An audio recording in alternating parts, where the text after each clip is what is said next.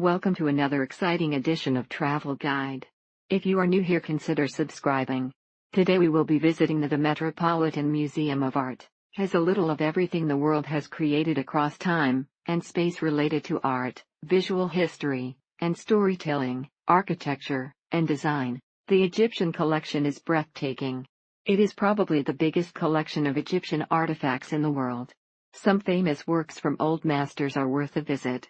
The Metropolitan Museum of Art is a fantastic experience to learn a lot about the history of different civilizations and cultures. On your way in and back to it, get a little lost inside the maze that is this giant building, and stumble across something that catches your eye. They have free tours you can take as well. It's worth it if you have time to explore with a group as well as on your own. It's a long museum aisle, adjacent to Central Park, so there's plenty of space for kids to run around before going in. You can spend eons in this place, and get lost in all the beautiful art it showcases.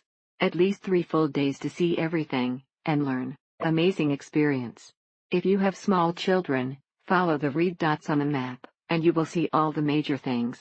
An ancient museum. The museum is located in Central Park, and you can visit the Central Park too before, or after. A place to be wondered by the architecture that lets suave light in, and by the art exposed all around the halls. Try entering through the street-level doors which put you into the lower level, which has a coat room, and is less crowded than the main entrance. It's very sprawling, and it's probably best to either spend several days, or give yourself a time limit in each section. And if you are a New York resident, or a student in NYS, or NJ, you set the price of your ticket. It's important to have in mind that the museum is too big, and may be required to go more than one day to see it in full detail. If you make a full donation, your pass will be good for 3 days, which is pretty good since the place is so huge. This time they had a rock and roll exhibit, which had tons of famous guitars and musical instruments, some still being used. Nestled within Central Park, you'll find such treasures as 4,000-year-old pottery, Renaissance paintings, holy relics that held pieces of the true cross, whole rooms of inlaid wood, and if that wasn't enough,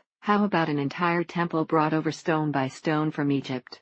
The place across the park gets all the attention thanks to dinosaur bones, but this place is definitely a must-see. There was so many people, and everyone bumping into each other, but it was nice to be in a place where many different languages were being spoken, and no one overstepped their bounds. If you are short on time, you can get the highlights, and move quickly, but plan on at least 2 hours rushing, and not seeing all rooms. First of all, make sure you are wearing the most comfortable shoes in your cupboard, and then enter this magnificent place that holds so much knowledge and information. Remember to follow the room numbers on the museum map to assure you don't miss anything, and follow the timeline of the history. This museum has it all. From the historical ancient Egypt, American, and modern art, medieval art, Asian, Persian, African, Islamic art, to encyclopedic collections of musical instruments, and antique weapons, and armor from all around the world. It is meant for the mere slave of a routine of self-education to stuff himself with every sort of incongruous intellectual food in one indigestible meal. The Met is one of the best museums in the world, and the fact that it's entry by donation makes it a place that everyone can access. When you walk in, the lobby can be overwhelming with the amount of people, but the museum is so large that it doesn't seem crowded when you walk around, except at the most famous works. I'd recommend mapping out what you absolutely don't want to miss. Go see that first, then go see the other sections that you haven't done. What's not to like about the Met?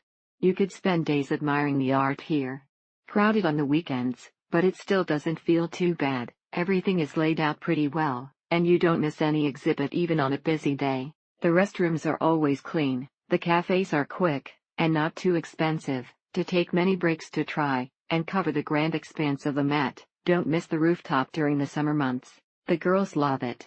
Other fave spots there are the early Middle Eastern area, the Chinese garden above, ancient Egypt, European paintings, and Renaissance decor. It was founded in 1870 for the purpose of opening a museum to bring art and art education to the American people. You need a few days to check it out completely, but even in a few hours you'll be amazed at the amount of great art from all times that one can admire here. With its wide collections of art and historical artifacts, one can easily get lost, and to truly explore every inch of the Met, you need to spend more than one day.